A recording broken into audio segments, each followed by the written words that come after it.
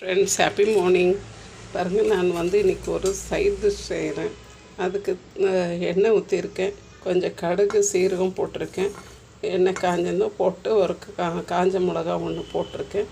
இந்த side dish பார்த்திங்கனாக்கா தயிர் சாதத்தோட, சாம்பார் சாதத்தோட, ஈவன் சப்பாத்தியோட கூட இது ரொம்பவே நல்லாயிருக்கும்.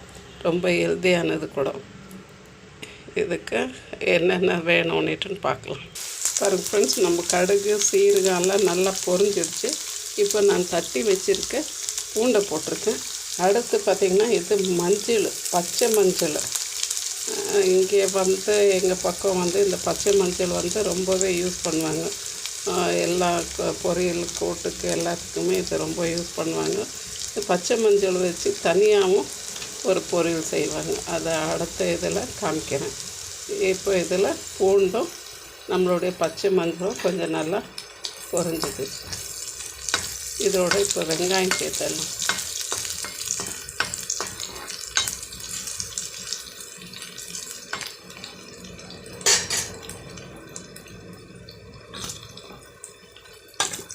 இந்த டிஷ் ரொம்பவே டேஸ்டியாக இருக்கும்.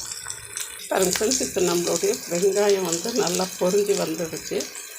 சேம் டைம் நம்ம இதுக்கு மிளகாத்தூள் ஆட் பண்ணுறோம்.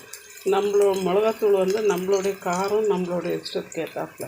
நான் அரை ஸ்பூன் மிளகாத்தூள் போட்டிருக்கேன், ஒரு ஸ்பூன் தனியாத்தூள் போட்டிருக்கேன்.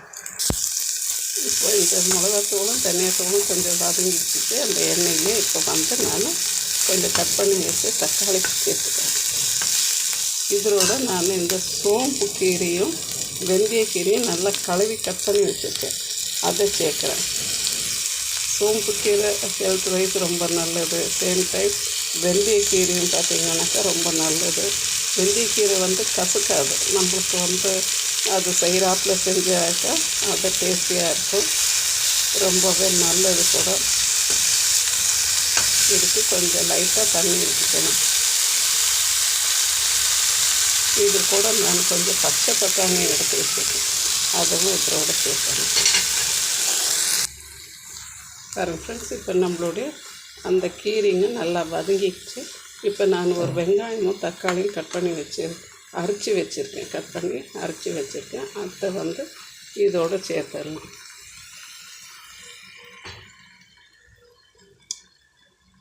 இப்போ கொஞ்சம் இதை நல்லா வதக்கி கொடுத்துக்கலாம். இதுக்கு இப்போ தேவையான அளவுக்கு உப்பு போட்டு ஒரு பிஞ்சு சுகர் போட்டோம்னா நம்மளுக்கு இது கலர் சேஞ்ச் ஆகாமல் இருக்கும். அடுத்து இதில் ஒரு 1/4 ஸ்பூன்னு கரம் மசாலா சேர்த்துக்கலாம். பாருங்கள் ஃப்ரெண்ட்ஸ், இது நம்மளுக்கு நல்லாவே வெந்து வந்துடுச்சு. இப்போது கொஞ்சம் ஒரு 1/4 ஸ்பூன் சர்க்கரை போட்டோம்னாக்கா அது கலர் அருமையாக மெயின்டைன் ஆகும். இது all to all channel friends. Please share பண்ணுங்கள், லைக் பண்ணுங்கள், சப்ஸ்கிரைப் பண்ணுங்கள். தேங்க்யூ ஃபார் வாட்சிங் ஃப்ரெண்ட்ஸ்.